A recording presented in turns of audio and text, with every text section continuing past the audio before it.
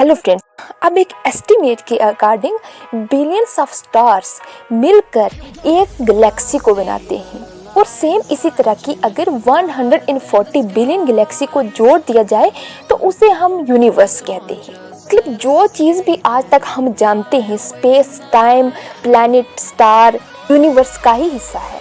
कभी सोचा कि ये इतना बड़ा यूनिवर्स आखिर बना कैसे? तो चलिए आज के वीडियो में यही जानते हैं।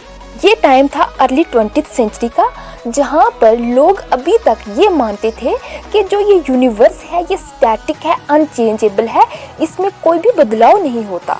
इसी बीच साल 1927 में एक बेल्जियन के हिस्ट और साइंटिस्ट जॉर्ज लिम्बर्ट वो ये बताते हैं कि ये जो यूनिवर्स है ये हमेशा से ऐसा नहीं था, ये किसी सिंगल बॉडी से फॉर्म हुआ है।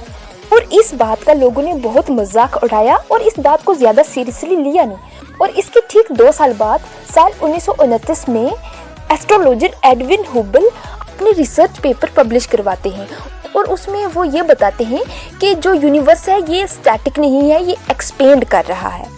और इस बात का भी काफ़ी क्रिटिक्स हुआ, लेकिन कुछ तो दूसरे साइंटिस्ट थे, उन्होंने बोला कि अगर ऐसा है, अगर ये एक्सपेंड हो रहा है, उन्होंने कहा कि अगर हम इसके बर्थ के टाइम पे हो सकता है कि वहाँ पे ये एक छोटा सा पार्ट हो जहाँ से एक्सपेंड कर करके बहुत अरसे के बाद आज ये इतना बड़ा बना।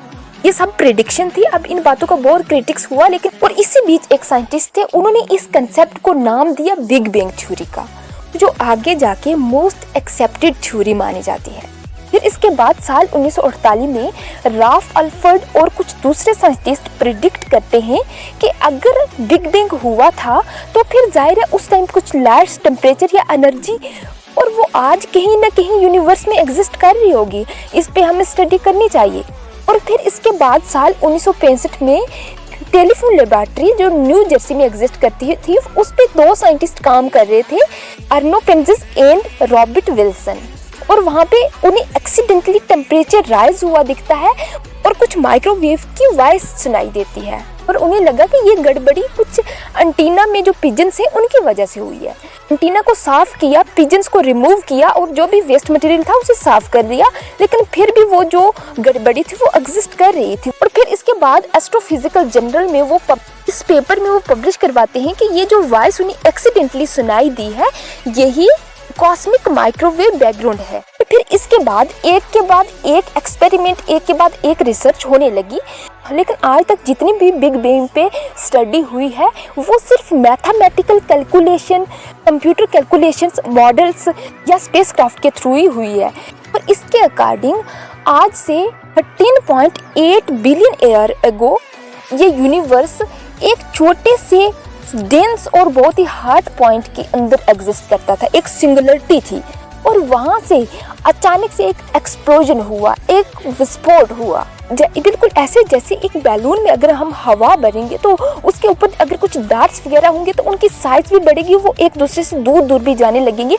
उसी तरह से उस सिंगल पॉइंट की एक्सप्लोजन के बाद ये स्पेस फैलने लगा और ये इतनी तेज़ी से हुआ कि लाइट की स्पीड से भी तेज़ थी इसकी स्पीड। और ये सब कुछ 1 सेकंड के भी माइक्रो सेगमेंट के अंदर हुआ था और इसको नाम दिया जाता है कॉस्मिक इन्फ्लेशन, जहाँ पे बहुत सारे मैटर, एंटीमैटर, डस्ट, इलेक्ट्रॉन, जो चीज़ भी आज एग्जिस्ट कर रही है, इन सब का बिल्डिंग मटीरियल वहाँ पे फॉर्म हुआ था, उस टाइम पे फॉर्म हुआ था, जहाँ पे मैटर और एंटीमैटर जो थे वो एक दूसरे को डिस्ट्रॉय कर रहे थे। और ऐसा माना जाता है कि लकली कुछ मैटर्स जो थे वो ज़्यादा थे, वो बच के, जिसकी वजह से आज जो कुछ चीज़ें एग्जिस्ट कर रही हैं ये उन मैटर्स की वजह से हैं।